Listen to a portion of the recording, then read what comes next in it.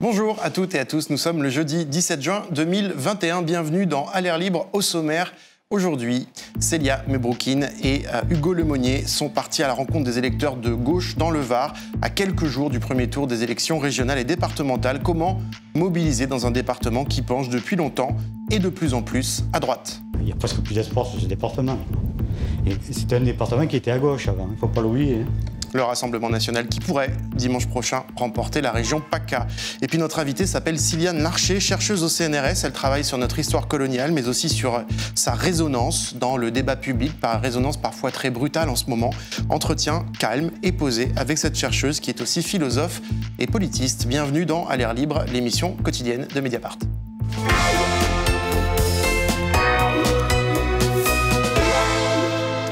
Et pour celles et ceux qui ne le sauraient pas encore, eh bien, ce dimanche 20 juin, c'est le premier tour des élections régionales et départementales. Salut Célia. Salut Mathieu. Célia Mebroukine de la rédaction d'À l'air libre. Avant ce premier tour, Célia, tu es partie à la rencontre de candidats et d'électeurs de gauche dans la région la plus à droite de France, PACA, Provence-Alpes-Côte d'Azur, que le Rassemblement national pourrait emporter dimanche prochain, dimanche 27. Oui, Mathieu, on a jeté notre dévolu sur le département du Var, dirigé depuis 2015 par une majorité de droite.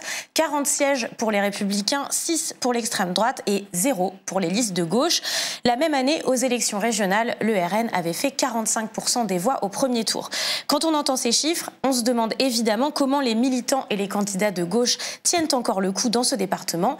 Et pour répondre à cette question, on s'est rendu avec Hugo Lemonnier dans le canton de Garéoult, dans l'arrière-pays varois, pour rencontrer Catherine Joanneau. Elle est candidate France Insoumise au départemental et dimanche, elle fera face au conseiller départemental sortant de son canton qui est encarté au Rassemblement national. Ce jour-là, elle tracte avec son équipe devant l'école primaire du village de Carnoul. Je viens vers vous parce que je suis candidate aux élections départementales sur le canton de Garéoult, dont fait partie Carnoul. Voilà. Vous habitez sur le canton? Oui, j'habite à Carnoul. Ah ben voilà. C'est la seule candidature écologique et sociale sur le canton. C'est la droite qui gère le département pour le moment. Les Républicains, le Front National et la République En Marche, ils ont des élus. Nous, on n'en a pas encore.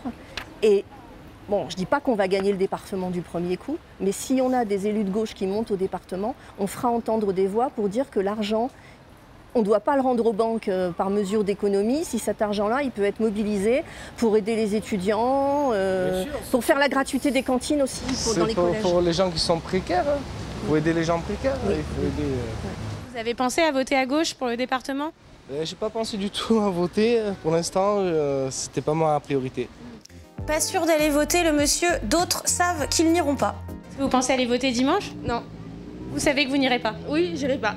Pourquoi? Parce que vous ne savez pas? Je suis pas, donc je vais pas voter quelque chose que je sais pas en fait. Est-ce que vous allez voter déjà dimanche? Je l'ai pas lu. Voter, oui. Après, par contre, j'ai pas encore lu les tracts, donc... Vous n'avez pas de préférence? Non, je suis pas encore arrêté. Okay. J'ai pas encore des idées arrêtées là-dessus, donc je verrai. Vous avez déjà voté à gauche? J'ai déjà voté. Après, à gauche, à droite. Comment vous expliquez qu'au niveau du département, on ne fasse pas confiance à la gauche? C'est surtout une perte de confiance dans le système électoral tel qu'il est, parce qu'il y a eu beaucoup de déceptions. Et la déception, quand on a été déçu par un président de gauche comme Hollande, eh ben, on peut comprendre qu'on hésite à 2 fois avant de refaire confiance. C'est tout à fait humain. Hein, donc il faut qu'on remonte ce courant-là, nous. C'est pas facile. C'est vrai que c'est pas facile. Sur le portail de l'école, une affiche a attiré l'attention de la candidate. En cas de facture impayée, cantine, garderie, mercredi, impayée au 31 du mois, une pénalité de 10 € sera facturée le mois suivant. C'est quand même hyper agressif et en tout cas c'est assez significatif des difficultés financières des gens, quoi. Dans tous les cantons où la France Insoumise se présente, on propose parmi nos mesures sociales, dans le volet social de nos mesures, la gratuité à la cantine pour les collégiens.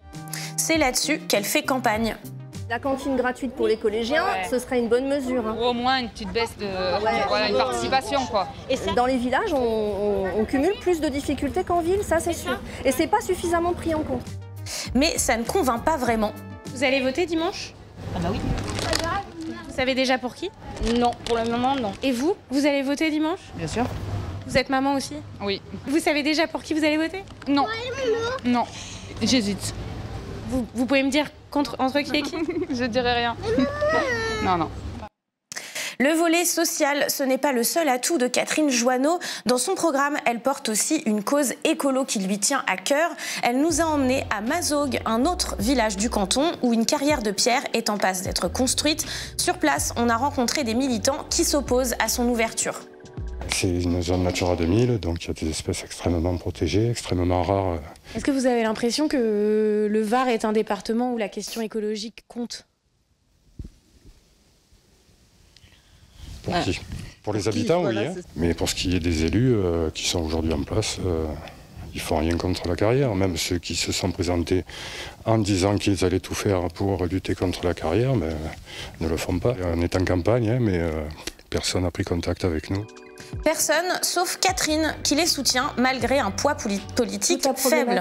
Pour des gens qui se définissent comme à la fois de gauche et écologistes, c'est de remobiliser les gens en les convainquant que nous, si on passe, on ne trahira pas comme on trahit les autres. Et c'est vrai que c'est compliqué.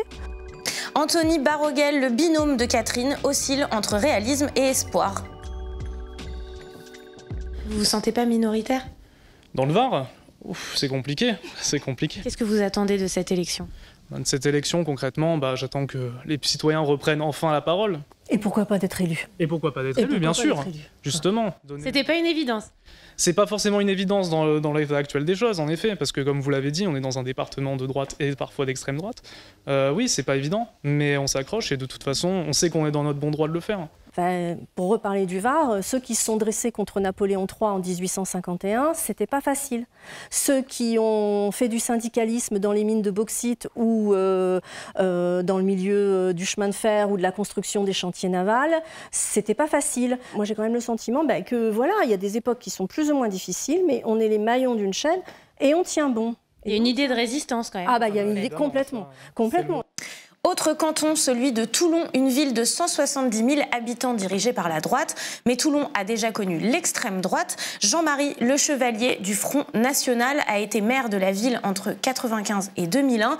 Malgré ça, on a quand même trouvé des écolos. Nicolas Plazanet est candidat au départemental. Il représente Europe Écologie Les Verts en union avec Génération et d'autres partis de gauche. Et le mandat municipal du FN ici, on s'en souvient bien. Moi, je suis très inquiet par rapport à la montée du Front National. Moi, je m'engage sur un sujet qui me touche énormément, surtout ici dans ce quartier. C'est très raciste. Toulon est très raciste. Voilà. Vous le sentez, vous, au quotidien ? Oui, bien sûr, on le sent. Cette extrême droite, il faut qu'elle s'en aille, quoi. On ne peut pas accepter ça à Toulon. On l'a déjà eu une fois à Toulon, avec le Chevalier. L'immigration, le racisme, il y est à Toulon. Pour Nicolas, cet ancrage du Rassemblement national va de pair avec une disparition de la gauche. Par exemple, en 2014, donc quelques mois avant le premier tour des municipales, il y avait encore des communes qui étaient à gauche, comme Brignoles. Et 6 ans plus tard, à Brignoles, il n'y a aucune liste à gauche qui se présente. Alors qu'il y a 6 ans en arrière, ils avaient la mairie. Draguignan, c'est pareil, c'était une forteresse à gauche, personne qui se présente. Et d'autres communes, c'est pareil. Donc il y a vraiment un recul. Tellement qu'il y a plusieurs situations où la gauche ne se présente même plus. Vous êtes le dernier des Mohicans, quoi. Pas forcément, mais disons qu'on se dit toujours, si j'y vais pas, il n'y a personne qui va y aller. Donc ils y sont allés, direction le marché pour une séance de tractage. Et comme dans l'arrière-pays, les gens n'étaient pas très réceptifs. Bonjour madame, pour les élections départementales. Bonjour, pour les élections départementales. Bonjour, pour les élections départementales. Vous êtes de Toulon ? Non. C'est pour les élections départementales. Non. Ils ne sont pas intéressés, hein. Je suis quelqu'un de fidèle et j'ai déjà promis. T'as déjà. Tenez, c'est pour le départemental dimanche. Vous allez voter dimanche ? Mais oui. Vous savez pour qui ? Ouais. Est-ce que ce sera pour cette liste ? Non. Pour la remplaçante sur la liste de Nicolas, Sylviane Bazin, ce genre de moment n'est pas facile à vivre. C'est compliqué, hein, avant de donner un tract. Il y en a beaucoup qui ne veulent plus entendre parler de la gauche. C'est pas facile. C'est toujours mieux quand on nous dit oui et qu'on prend le programme. C'est sûr qu'il n'y a pas énormément de retours, mais bon... Vous avez l'habitude, quoi. Oui, plutôt. Bonjour, pour les actions départementales. Le très enthousiaste Christian est aussi venu tracter. Madame, bonjour. Voilà, c'est une liste de jeunes personnes qui se présentent pour qu'il y ait un peu de changement à Toulon. Enfin, si vous le désirez. Il est venu à Toulon parce que chez lui, il n'y a même pas de liste de gauche, c'est à droite toute. Vous n'êtes pas résigné alors? Ou un peu quand même? Non, pas du tout, hein. Il faut pas, sinon je ne serais pas là. Voilà. Vous êtes inquiet pour dimanche? Bon, inquiet non, on sait comment ça va se passer, alors voilà, on sait qu'on ne va pas gagner, même si on a un peu d'espoir, mais bon, essayez déjà de faire un bon score, quoi. Puis après on verra, hein, voilà. Dans ce canton acquis à l'extrême droite, la gauche part divisée. Une histoire d'égo, nous a-t-on dit, à la fois du côté des écolos et des insoumis. Vous pouvez nous ouvrir la porte, s'il vous plaît, c'est pour mettre des informations. Pour les élections. On a rencontré Henriette Fuentes et Jean Aquaron, binôme de la France Insoumise sur le canton de Toulon. Et Henriette admet que l'ambiance actuelle leur est bien défavorable. L'abattage médiatique est tellement dramatique, ou bien il n'y a pas d'infos du tout sur les élections, il n'y a pas de campagne contre l'abstention, ou bien, franchement, on voudrait faire élire Marine Le Pen, qu'on ne ferait pas mieux que donner la parole. Alors je ne les nomme pas, mais les 4 mainstream, quoi. Hein. Il n'y a que ça toute la journée. Pour Jean, la politique, c'est bientôt fini. J'ai 70 piges, là, c'est ma dernière campagne. Pour lui, la bataille est perdue. J'ai commencé à faire la politique en 74. Bon, jusqu'à avant, ça allait bien, mais là, ça devient... bon, je vais le dire, trop de fachos dans le coin. Hein, c'est plus possible pour moi. Hein. Il n'y a presque plus d'espoir sur ce département. Et c'est un département qui était à gauche avant, il ne faut pas l'oublier. Hein. Mais bon, il n'y a plus d'arsenal, il n'y a plus de chantier, et il n'y a plus que le tourisme. Et le tourisme, c'est que des emplois précaires. Voilà, donc les gens ils sont contents de ça, moi je veux bien, ils sont contents. Quand ils vont toucher du doigt ce que nous prépare la blonde, là, ils verront que la différence. Mais bon, ça sera trop tard, là. Hein. Ce sera trop tard. État des lieux peu reluisant pour la gauche aussi par rapport à la montée du Rassemblement national. Merci Célia, merci beaucoup. Alors sur Mediapart, vous retrouverez ce dimanche soir les résultats du premier tour des régionales et départementales en direct sur Mediapart avec la rédaction mobilisée. Et vous pourrez regarder aussi notre Alerte Libre spécial du deuxième tour dimanche 27 en direct avec de nombreux invités. Ça se passera entre 20h et 22h. On vous indiquera bientôt toutes les informations sur le site. J'accueille maintenant notre invitée du jour. Elle s'appelle Siliane Larcher.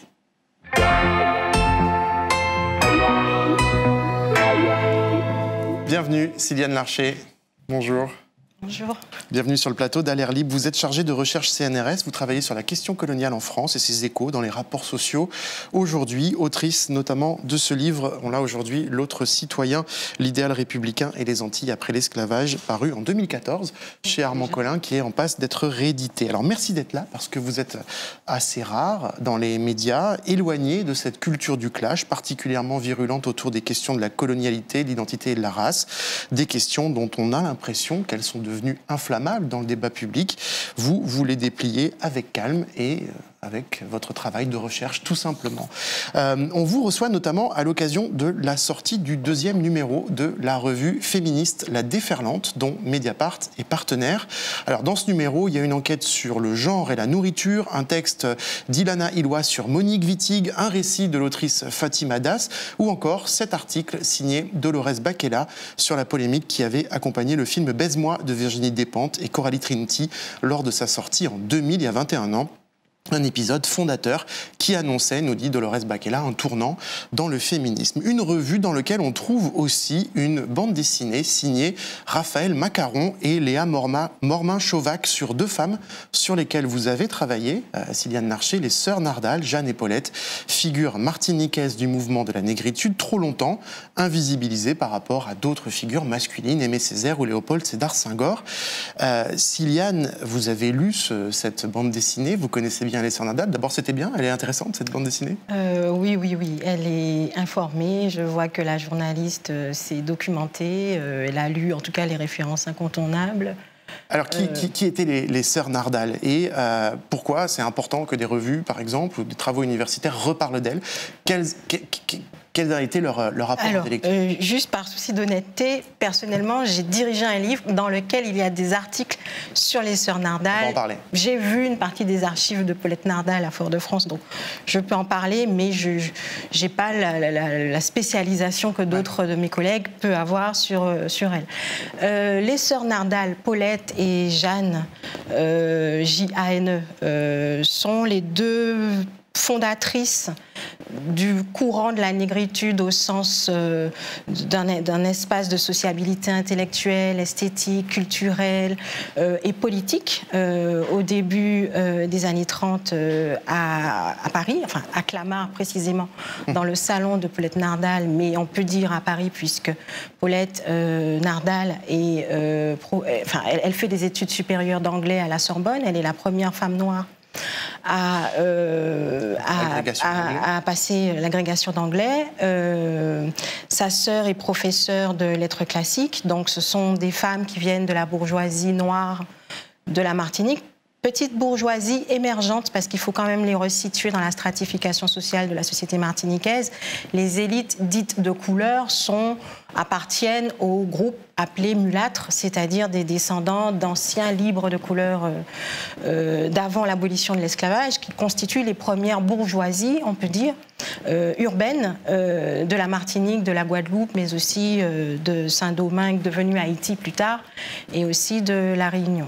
Les sœurs Nardal, alors, participent, donc elles créent ce lieu de sociabilité où vont se rencontrer les hommes classiquement présentés comme les porte-voix de la négritude, mais elles ont une influence autrement déterminante dans la fondation de la Revue du Monde Noir, au début des années 30 également, revue qui rassemble une intelligentsia afrodescendante transatlantique, on peut dire, parce que s'y rencontrent des Haïtiens, des Afro-Américains, des Antillais, pour réfléchir à la place des identités noires et donc afrodescendantes en Europe, et revendiquer cet héritage d'une part, et d'autre part engager une critique résolue à la fois du racisme et du colonialisme, et qu'elles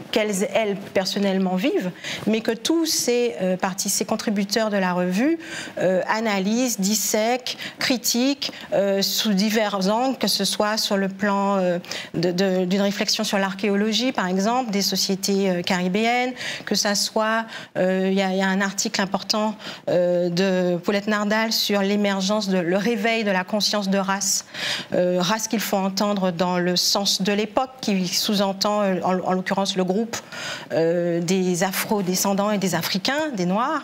Et par réveil de la conscience de race, elle prend position contre un assimilationnisme imposé qui irrigue la culture populaire non seulement antillaise, mais aussi la culture populaire de l'Hexagone, à laquelle elles sont confrontées en tant que femmes noires, mais aussi en tant que femmes de sexe féminin, à travers leur exotisation, leur sexualisation, incarnée sous le stéréotype de la doudou, qui est la figure de la femme antillaise, lascive, disponible à la sexualité masculine, mais également, généralement, plutôt claire de peau, ce que ne sont pas Jeanne et Paulette Nardal. Alors, vous l'avez dit, Paulette Nardal, c'est une des figures d'un livre collectif que vous avez co-dirigé avec Félix Germain. Son titre, Black French Woman and the Struggle for Equality, 1848-2016, paru aux presses de l'Université du Nebraska aux États-Unis, avec des contributions de chercheurs des États-Unis, de l'Université de l'Hexagone, des Antilles, qui retrace la lutte des femmes noires à diverses époques et sur différents continents pour l'égalité dans l'empire colonial français. Donc on déplace la focale, hein, voilà. Et dans ce livre, on trouve d'autres figures, notamment, on va parler d'une ou deux, l'avocate guadeloupéenne Gerty Archimède, elle aussi oubliée. Qui était Gerty Archimède? On va voir sa photo. Alors, on dit Gerty Archimède. Gerty Archimède est une avocate guadeloupéenne qui a été également militante militante communiste, première femme députée avec Eugénie Tell-Eboué, première femme députée noire à l'Assemblée nationale en 1946. Gerty Archimède est importante de mon point de vue, à la fois parce qu'elle s'inscrit dans des luttes sociales communistes de l'après-guerre.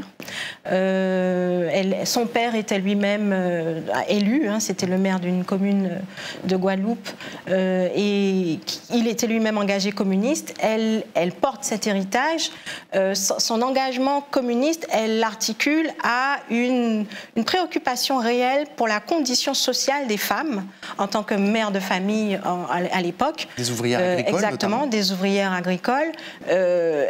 Elle a un regard plus général sur la condition ouvrière antillaise de l'après-guerre, dans ce moment central du débat autour de la départementalisation de la Martinique, de la Guadeloupe, de la Réunion et de la Guyane. Mais dans ces déclarations, on perçoit son intérêt particulier pour la question de l'exploitation féminine des femmes dans le travail agricole des champs de canne, et également l'exploitation des femmes dans les rapports avec les hommes, et aussi une préoccupation pour la condition matérielle des femmes comme chef de famille. Et donc, dans beaucoup de ces déclarations, on retrouve fréquemment des prises de position en faveur de l'égalité des droits sociaux, de l'accès aux allocations familiales.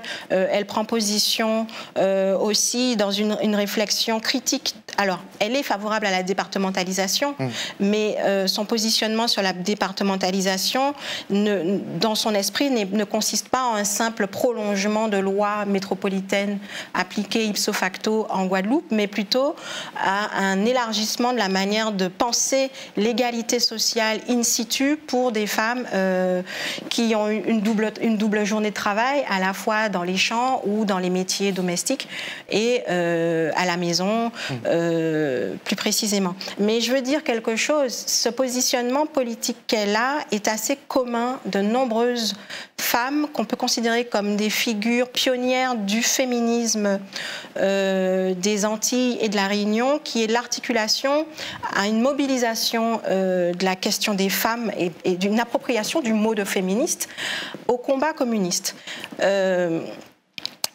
Quand on se penche sur notamment les journaux de l'Union des femmes de la Martinique et l'Union des femmes d'abord de la Guadeloupe, puis appelée dans les années 50 Union des femmes guadeloupéennes, on observe une manière de politiser des questions du quotidien, notamment la question, ça c'est un élément qui m'a frappé et que je trouve très intéressant, l'accès au transport. Très tôt, dans le débat, dans les préoccupations de ces femmes, vous avez une réflexion sur l'accès des femmes au lieu de travail et l'accès des enfants à des conditions favorables d'accès à la culture, comme les bibliothèques, les loisirs. Et du coup, elle pose la question des capacités des femmes qui n'ont pas beaucoup de moyens à pouvoir relier des lieux qui ne leur sont pas socialement réservés. Et Gerty Archimède sera même l'avocate d'Angela Davis. Oui. Quand elle est à l'époque interdite de territoire américain. Alors, dans votre livre, il y a d'autres figures, des figures contemporaines, l'ancienne garde des Sceaux, Christiane Taubira, dont il est rappelé comment elle a été victime de clichés racistes, finalement les mêmes clichés racistes qu'on a toujours accolés aux femmes noires depuis l'esclavage. Vous remontez aussi dans le Sénégal colonisé, les collectifs, cette fois-ci des collectifs de femmes pour le droit de vote. Pourquoi, en quelques mots, c'est important de revisiter aujourd'hui ces figures dans la France d'aujourd'hui et dans la discussion que nous avons aujourd'hui? Pour deux raisons. La première est une raison d'ordre, je dirais, épistémologique. Vous avez en France, depuis déjà la fin des années 70, tout un courant qu'on appelle celui de l'histoire des femmes, dont Michel Perrault est l'une des grandes voix, mais celle que le grand public connaît. Mais vous avez d'autres femmes autour d'elle, Françoise Thébault, la philosophe Geneviève Fraisse aussi, qu'on peut quand même mentionner. Toute cette littérature scientifique pose la question du silence, ou plutôt de la silenciation des femmes comme actrices sociales des luttes politiques et sociales, mais tout simplement de la construction de ce pays, pour dire les choses trivialement. Ces historiennes posent cette question du sujet de l'histoire à l'aune de la question du genre. Elles interrogent donc un sujet genré acteur de l'histoire et donc un sujet légitime de l'écriture du récit historique. Pourtant, cette position reste, de mon point de vue, aveugle non seulement à la question du sujet, mais au périmètre de qu'est-ce qu'on entend, qu'est-ce qu'on met dans la France. De quoi parle-t-on quand on parle de la France et des Françaises?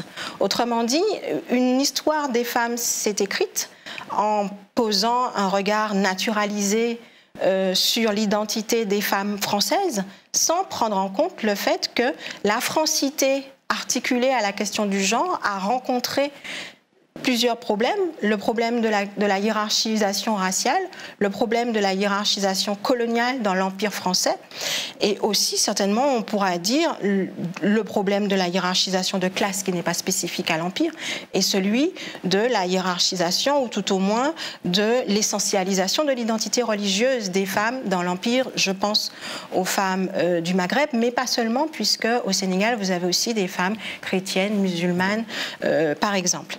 Et le livre en question, en anglais, qui est publié en fin 2018, s'est imposé à nous, en faisant, Félix Germain et moi, en faisant le constat à la fois de cet angle mort, de cette silenciation, de cette invisibilisation, et d'une volonté pour nous de compliquer le récit de la place des sujets dans l'écriture de l'histoire, et en l'occurrence des sujets féminins. L'autre raison pour laquelle il me semble qu'il est important de, je ne vais même pas dire, enfin revenir, oui, parce que des choses existent, éparses. Des gens ont travaillé, beaucoup aux États-Unis, mais un petit peu quand même en France.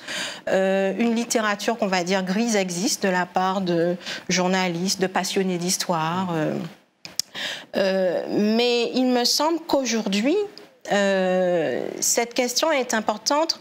Donc je dis qu'il y a une deuxième raison, mais je vais la décomposer en deux autres sous-raisons, qui est d'une part l'interpellation du monde social, de voix qui émergent dans l'arène publique, qui se revendiquent des héritages coloniaux africains, maghrébins, caribéens en France.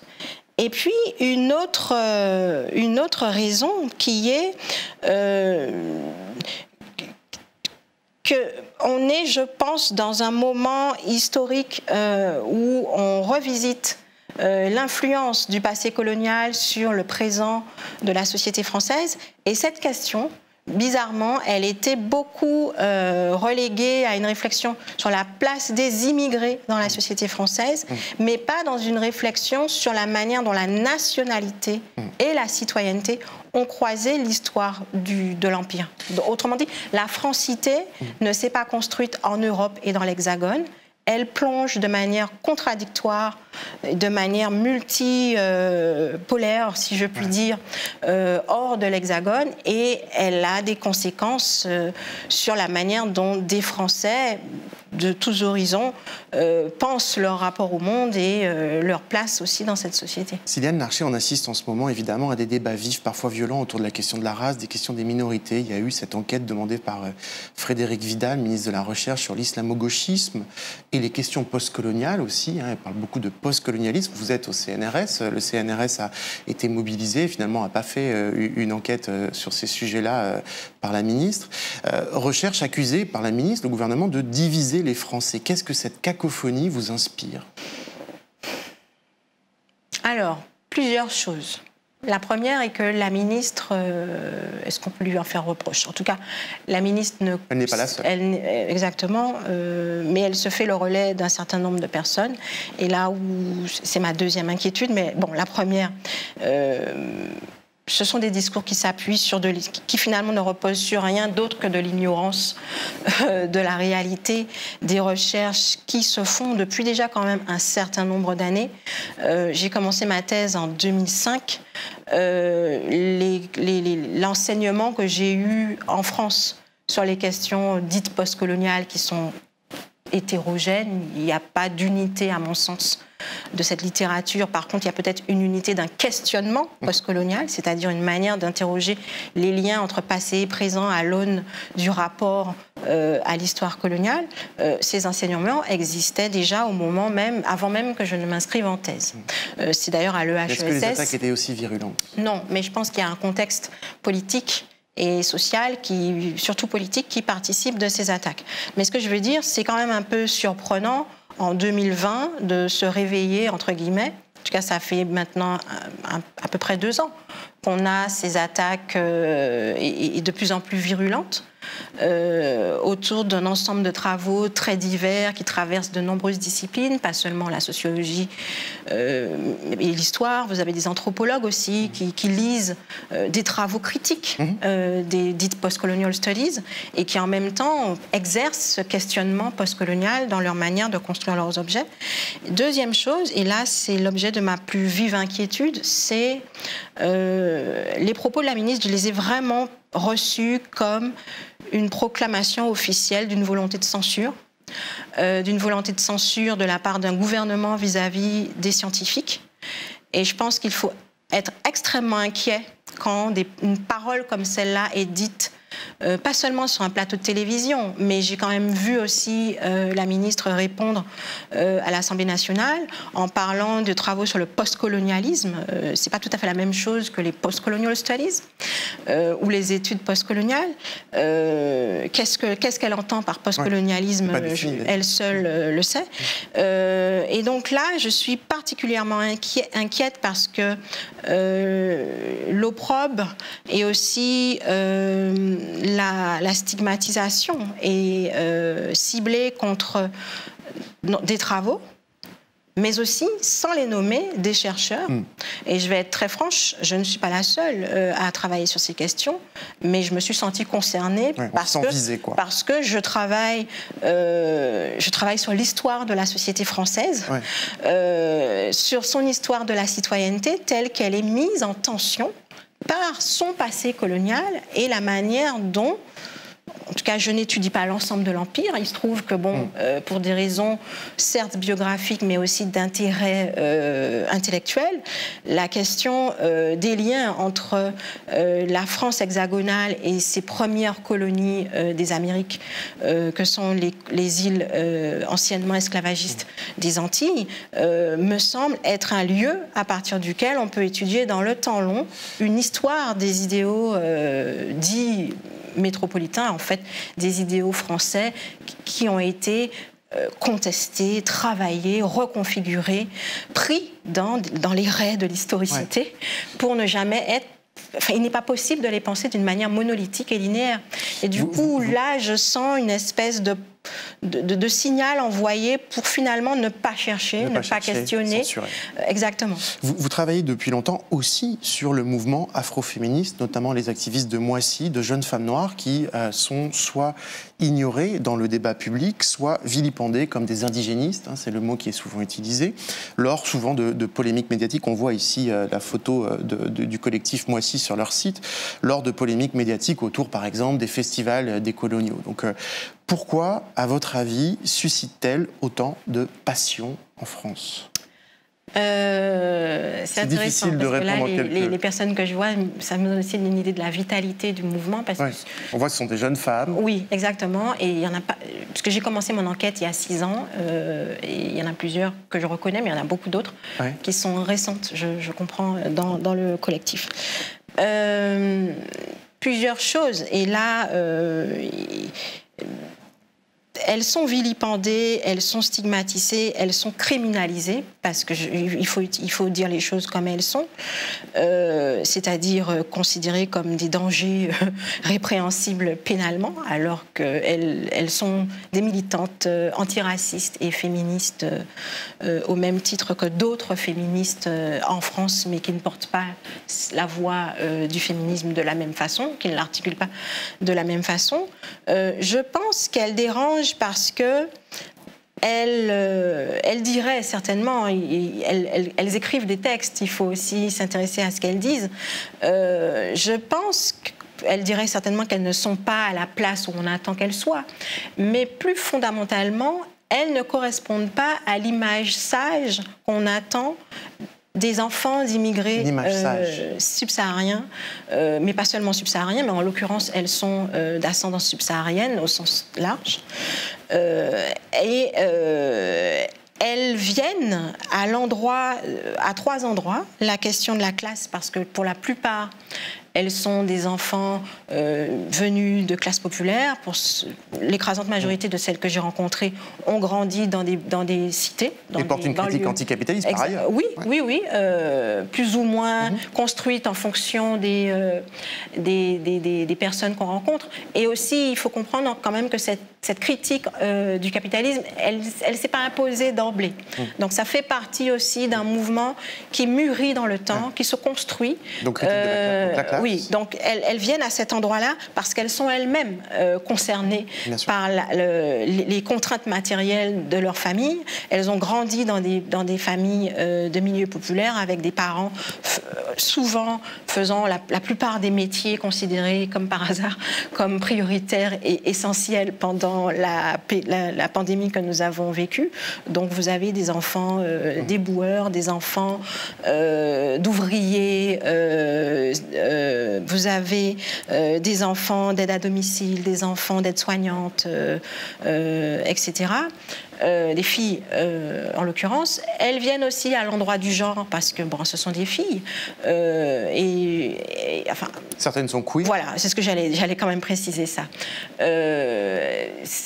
Ce sont des jeunes femmes au sens social du mot, mais vous avez parmi elles de nombreuses qui se définissent comme lesbiennes. Seulement, elles ne politisent pas nécessairement en premier la catégorie lesbienne. Elles imbriquent la question du fait d'être noire, lesbienne, de catégorie sociale défavorisée dans la société française. Et puis, vous en avez qui sont... Alors, parmi ceux que j'ai rencontrés, il y a deux hommes, un jeune homme né homme et puis mais homosexuel et se revendiquant afroféministe, et puis un autre trans, et au moment où je l'ai rencontré, il était dans une période de transition inconfortable. Et donc à partir de là, elle questionne, c'est ça que je vais vous dire. À partir de là, elle critique le débat antiraciste et sa forme de consensus. Donc là, je pense qu'elle dérange à la fois à droite et à gauche parce qu'elle mobilise un nouveau langage, un langage qui nomme les catégories d'assignation raciale, les catégories de couleur, et d'où l'accusation qui leur est faite de racialisme, alors que ce qu'elle pointe, c'est la racialisation des rapports de classe dans un monde du travail complètement transformé et dans des situations de précarité où leur identité de couleur n'est pas toujours anecdotique. Et puis, elle questionne ce récit des féminismes dont je parlais tout à l'heure à propos d'un consensus sur l'histoire des femmes, en interrogeant l'invisibilité, pas seulement d'elles-mêmes, mais finalement de leurs aïeules, de leurs grand-mères, de leurs tantes, les tantines, dans la manière d'analyser la place des femmes dans le salariat, des femmes dans une forme de patriarcat. Quand je dis une forme, c'est-à-dire qu'elle critique tant des résurgences de patriarcat des sociétés traditionnelles de leurs parents, avec des divergences en fonction des personnes qu'on rencontre, et aussi le patriarcat qu'elles appellent blanc-triarcat de la société française comme espace européen. Et elle s'interroge sur les effets des injonctions qui pèsent ou qui ont pesé sur les femmes de leur famille, anciennes immigrées, qui se sont installées en France, qui ont eu des enfants et dont elles sont elles-mêmes héritières, ou en tout cas elles sont les descendantes. Une dernière question. L'an prochain, vous allez, et félicitations, travailler à l'université Harvard aux États-Unis. Est-ce que c'est plus simple, et il y a beaucoup de chercheurs qui quittent à un moment ou temporairement ou pour longtemps la France pour aller travailler par exemple aux États-Unis ou au Canada ou dans d'autres espaces sur la question coloniale en France. Donc vous n'êtes pas la seule, il y en a d'autres pour qui ça fait longtemps qu'ils font ça et s'y sentent parfois mieux. Est-ce que c'est plus simple de travailler sur les sujets coloniaux qui concernent la France, hors de France, vu la réception qui est faite en France, quand on dit « je travaille sur ces sujets et j'interroge ces sujets-là ». Je vais vous faire une réponse complexe, parce que c'est une question complexe. Oui et non. Pourquoi c'est une question complexe? Vous avez tout un certain nombre de chercheurs qui ne trouvent pas de poste parce que leurs sujets sont considérés comme illégitimes dans le champ scientifique. Ou, notamment ces sujets, donc, autour de la race, de la classe. Exactement. Ou parfois aussi confrontés à toutes les contraintes sociales réelles qui existent dans le monde académique français. Je parle en l'occurrence de son élitisme et du fait qu'un certain nombre d'informations n'arrivent pas aux jeunes étudiants pendant leur thèse, après la thèse. Finalement, la question de l'accès à l'information est aussi un enjeu de pouvoir et de reproduction de rapports sociaux et de reproduction interne au monde académique. Donc vous avez des situations comme celle-là où des gens donc, trouvent plus facilement des places hors de France. Et pour être très franche avec vous, j'ai présenté le CNRS, mais j'ai présenté des candidatures ailleurs, hors de France, sans penser même être prise au CNRS, pour être très honnête.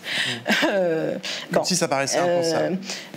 C'est pas... Enfin, oui et non, c'est-à-dire j'ai quand même compris, et là c'est lié à des liens que j'avais tissés avec des membres de mon jury de thèse, j'ai compris que je pouvais coïncider avec le type de profil qui était recruté, mais il se trouve que j'ai été recrutée sur un projet qui questionnait la question de la race, mais donc dans une réflexion sur l'histoire de la démocratie en France. Je ne veux pas que mon exemple serve de prétexte à pouvoir dire c'est possible, parce que il faut être nuancé et être au plus près quand même des réalités des individus et de leur trajectoire. Au moment où j'ai été recrutée en 2015, il n'y avait pas cet assaut autour de la question. Donc moi, j'ai fait valoir la manière dont moi, je définissais cette notion, donc je ne l'ai pas prise comme étant une évidence. Et jusqu'à maintenant, je refuse qu'elle soit prise comme une évidence, même quand mes collègues insistent pour dire que la race est une construction sociale. Pour moi, c'est une évidence. Je ne sais pas qu'est-ce qui n'est pas une construction sociale pour un sociologue. Donc pour moi, ça ne suffit pas de dire ça, c'est un prérequis. Comment on analyse ça dans ses effets sociaux, comment c'est mis en œuvre socialement, comment ça se reproduit, comment ça emprisonne ou pas des situations, ça m'intéresse. Donc c'était ça qui était dans ma préoccupation, et donc il se trouve que mon projet a plu, mais ça c'est pour vous répondre d'une manière un peu non homogène sur les situations des chercheurs. L'autre réalité qui est indéniable, c'est que lorsque vous quittez la France, ces questions étant assez débattues, voire tellement débattues, il est plus facile d'avoir un dialogue scientifique serein avec des collègues anglais, des collègues états-uniens ou des collègues francophones installés aux États-Unis ou en Grande-Bretagne, qui sont les deux espaces que je connais le mieux, on va dire. On est plus tranquille pour travailler, quoi. Alors, pourquoi je dis oui et non? Oui, mais là, je veux dire quelque chose qui me semble important. Et dire oui, ça sous-entendrait aussi qu'il n'y a pas à questionner les assignations dont sont l'objet les chercheurs tant en France qu'aux États-Unis ou en Grande-Bretagne, première chose.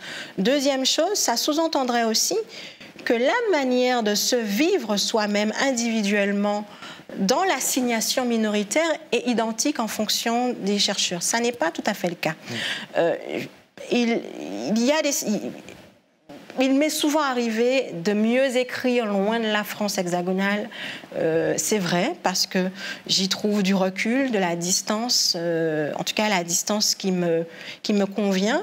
Mais en écrivant, j'ai écrit une bonne partie de ma thèse en étant chez ma mère en Martinique.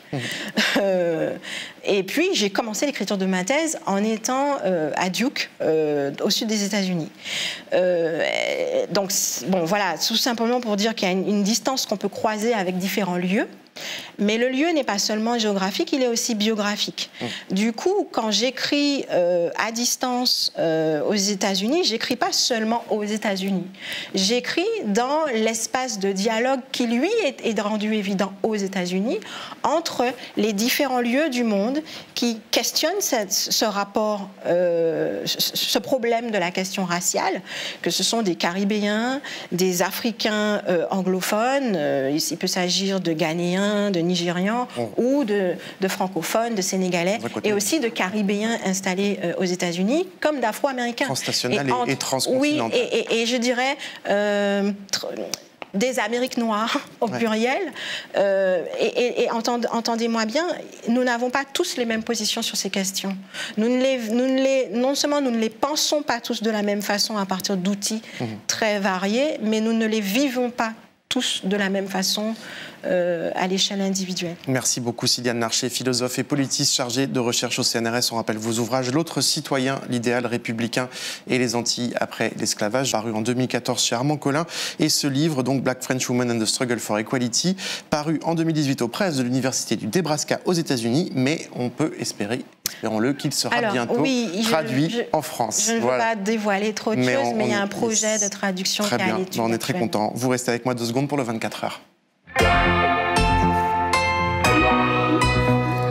Si vous n'avez pas lu Mediapart ces dernières 24 heures, séance de rattrapage. D'abord cet article de Lucie Delaporte qui a passé au crible les programmes régionaux du Rassemblement national. Au-delà des quelques slogans sur la sécurité qui ont émergé durant la campagne, il y a des propositions parfois inquiétantes, souvent sans objet, qui méritent le détour. Mathieu Suc et Marine Turchi racontent l'audition de Papacito devant la police mercredi concernant sa vidéo où il tirait sur un mannequin représentant un gauchiste. Le youtubeur d'extrême droite a reconnu une maladresse. On verra ce que la justice en dira. Covid enfin, en France on lève les restrictions. En Inde, on compte les cadavres. C'est ce que raconte Combastin. Sur place, il s'est rendu sur les rives du Gange dans l'Uttar Pradesh où de nombreux corps sont abandonnés sur les rives. Voilà, à l'air libre, c'est fini pour cette semaine. Vendredi, dans le studio, un entretien avec Isabelle Sommier sur les violences politiques en France. Dimanche, l'émission Écho de Romaric sur le spectre de l'inflation. Merci à l'équipe d'À l'air libre, à notre équipe technique. Lundi, vous retrouvez Valentine Auberti à la même heure. Bon week-end et prenez soin de vous.